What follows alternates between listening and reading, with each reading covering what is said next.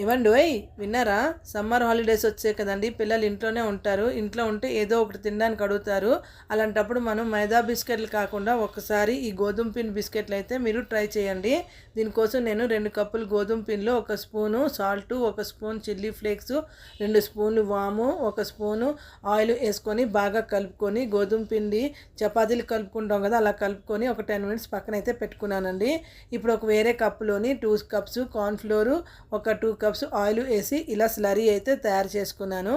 ఇప్పుడు ఈ గోధుమ పిండితోని చపాతీలా చేసుకొని ఈ స్లరీ దీని మీద స్ప్రెడ్ చేసుకొని ఇంకొక చపాతీ మళ్ళీ చేసుకొని దాని మీద పెట్టుకొని నేను చూపించినట్టు ఫోల్డ్ చేసుకోండి.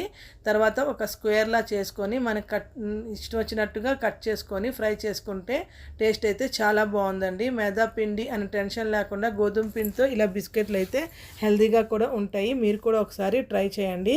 ఇలాంటి సింపుల్ అండ్ ఫాస్ట్గా అయిపోయిన రెసిపీస్ నా ఛానల్లో నేను చాలా అప్లోడ్ చేశాను.